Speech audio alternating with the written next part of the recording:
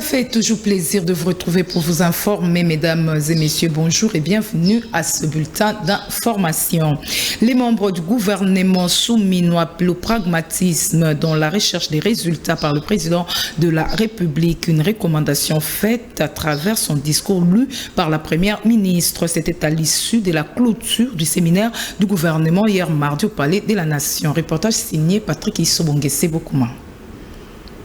Le président de la République a appelé les membres du gouvernement dans son allocution lue par la première ministre au pragmatisme dans la recherche des résultats. Je vous invite dès lors à emporter avec vous les enseignements que vous avez tirés de ces échanges et à les appliquer dans vos responsabilités quotidiennes. Le pacte d'engagement citoyen que nous scellons aujourd'hui est celui de mettre en œuvre des politiques qui améliorent la vie de chaque Congolaise et de chaque Congolais, sans exception. Soyez pragmatiques et obtenez-moi des résultats. C'est le mandat que le peuple nous a donné. Félix-Antoine Tshisekedi Tshilombo a aussi insisté sur l'unité des membres du gouvernement, cela pour bâtir un avenir meilleur pour la République démocratique du Congo. Ensemble, je nous invite à marquer positivement l'histoire de notre pays en accélérant sa transformation et son émergence, en garantissant le mieux-être de nos compatriotes. Ensemble, nous pouvons bâtir un avenir meilleur pour la République démocratique du Congo. Je compte sur chacun de vous pour faire preuve de détermination, de dévouement et de discipline dans la réalisation de nos objectifs communs. L'objectif de ce séminaire était de promouvoir une nouvelle approche de gestion basée sur la performance et à diffuser les bonnes pratiques de la gouvernance publique en misant sur la cohésion et la solidarité gouvernementale. Cela pour susciter l'engagement, la responsabilité et la redevabilité des ministres dans la mise en œuvre du programme d'action du gouvernement 24-28. 13 recommandations ont été ainsi formulées.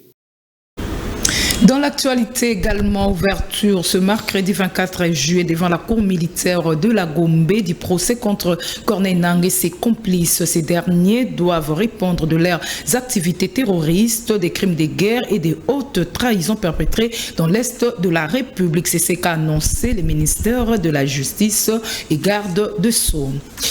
La justice de la République démocratique du Congo vit une ère nouvelle. Plusieurs réformes ont été enregistrées dans ce secteur pour la guérir. Le ministre d'État en charge de la justice et garde des Sceaux les a énumérées lors du briefing hier mardi avec la presse. Patrick Issobongese signe ce reportage. Le patron de la justice congolaise s'est lancé dans une mission de réforme de l'appareil judiciaire. Constant Moutamba, ministre d'État, a fait savoir à la presse que le président de la République lui a confié la mission de guérir la justice congolaise. Voilà qui explique des mesures courageuses qu'il a prises. Le chef nous a donc assigné la mission d'être le ministre de la Justice réformateur. Réforme sur un certain nombre de questions, notamment les climats des affaires. Et pour ça, il faut rapidement travailler sur la sécurité juridique et judiciaire. Cela nécessite des réformes. Et c'est pourquoi nous nous sommes attelés très rapidement à travailler sur un certain nombre d'initiatives, de projets, des textes qui tendent évidemment à protéger les entreprises, services, établissements publics des saisies intempestives et barbares de leurs comptes. Nous sommes également attelés à travailler avec les huissiers de justice pour mettre en place une commission mixte qui devait désormais toiletter le processus d'exécution des décisions de justice. Parce qu'il s'est avéré que malheureusement, la plupart des doléances, des jérémiades, des justiciables relevaient plutôt des mauvaises exécutions des décisions de justice. Nous sommes également attelés à travailler sur le parquet financier. Nous avons travaillé sur le texte que nous avons soumis à la commission permanente de réforme du droit congolais. Et donc le texte est quasi prêt. Constant Moutamba est formel. Aucun détourneur ne s'en sortira comme auparavant. Et nous avons travaillé pour faire revenir la peur du gendarme. Parce que nous nous sommes aperçus que la problématique, le vrai problème du Congo, c'est les désordres et l'indiscipline. Nous sommes donc attelés, surtout sur le plan des détournements des deniers publics, à donner des injonctions claires, à ouvrir des enquêtes judiciaires claires, de sorte que les détourneurs de deniers publics, d'abord, désormais répondent de leurs actes, mais aussi et surtout aient peur de l'argent de l'État. Pour ce qui est de la prison centrale de Makala, le patron de la justice congolaise a fait savoir que l'enveloppe allouée à la prise en charge des pensionnaires de cette prison permet à ce jour de leur donner 2 à 3 repas par jour. Dans les mêmes chapitres, lutte contre la falsification, la contrefaçon et les faux documents, le ministre d'État, ministre de la Justice et garde des Sceaux, Maître Constant Moutamba, a officiellement déposé les sceaux de la République au président de l'Assemblée nationale, Vital Kamerhe. Regardez. Soucieux de mettre fin à l'impunité sous toutes ses formes, en luttant contre la contrefaçon, la falsification, le faux document et autres, le ministre d'État à la Justice et garde des Sceaux, Maître Constant Moutamba, s'est transporté au cabinet du président de l'Assemblée nationale, Vital Kamerhe, pour lui déposer officiellement les sceaux de l'État congolais en tant que deuxième institution de la République.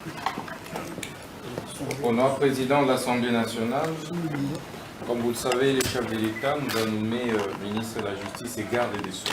Nous nous sommes empressés à valoriser le côté garde des Sceaux. Et donc nous avons fait fabriquer un nouveau sceau officiel de l'État.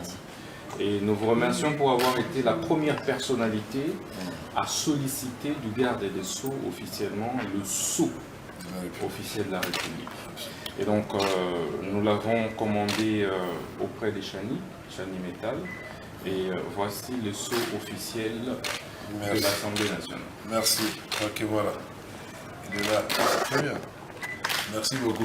De son côté, le professeur Vital Kamerhe a salué et remercié vivement le ministre d'État Constant Moutamba pour la promptitude avec laquelle il a réagi à la demande de son institution. La promptitude avec laquelle vous avez réagi à notre demande, notre requête, vous adressez seulement cette semaine.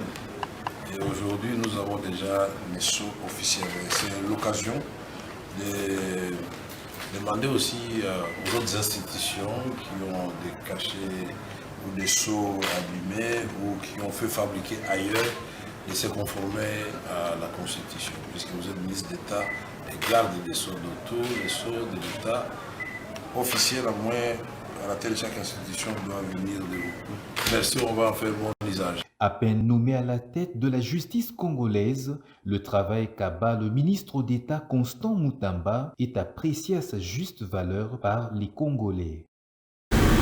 Venons-en à cette assemblée générale du comité des sages de l'Union nationale de caméramens du Congo. Il a été question de passer en revue le tas de cette structure en évaluant le rapport du comité sortant. Les détails dans ce reportage signé Mnin Kambidio et Seyamav. Au cours de cette assemblée générale, le comité de sages a procédé à la mise en place d'un comité électoral ayant la mission d'organiser les élections pour asseoir un nouveau bureau dirigeant. Par la même occasion, le bureau sortant a présenté son rapport contenant quelques couacs, comme l'explique le président du comité de sages. Nous avons reçu les rapports du bureau sortant et ensuite nous avons installé le bureau de la commission électorale pour les élections. Vous savez que dans son article 31, les statuts nous demandent à nous, le comité des sages, d'organiser les élections. Raison pour laquelle nous avons mis en place un comité électoral et le comité a donné son programme. L'Assemblée était très d'accord, mais il y a eu quelques points que l'Assemblée a jugé bon que le bureau puisse revoir. Et le bureau est très content, très d'accord de ça. Je crois que l'INCC doit toujours avancer quand nous respectons les tests. Nous demandons à tous les caméramans qui sont dans des chaînes de télévision, des caméramans des agences, des caméramans indépendants de venir. Nous voulons que cette association puisse avancer. Et pour que ça avance, il faut avoir beaucoup de caméramans. Notez que l'Union nationale de caméramens du Congo est actuellement en phase de transition, raison pour laquelle elle est conduite par un comité de sages jusqu'à l'organisation des élections et installation du bureau définitif pour le prochain mandat. Sport pour terminer, le secrétaire général de Saint-Éloi Lupopo était face à la presse mardi au sujet du transfert du latéral droit Dieu Bénin Ndongala au tout-puissant Mazembe. Pour Dona Moulongoy, secrétaire général du club, le latéral droit est contractuellement lié au FC Saint-Éloi Lupopo jusqu'au juin 2028. À cette occasion, les contrats dûment signés et les autres pièces à conviction ont été exhibées au Chevalier de la Plume. Les avocats du club sont prêts à défendre le club à tous les niveaux, FECOFA, FIFA, ainsi que devant les tribunaux de droit commun, a-t-il fait savoir. Suivez. Que le joueur Dieu Bénin Ndongala, joueur du FC Saint-Éloi Lupopo, ayant un contrat qui court jusqu'en 2028, puisse s'engager avec un autre club sans l'aval de Lupopo.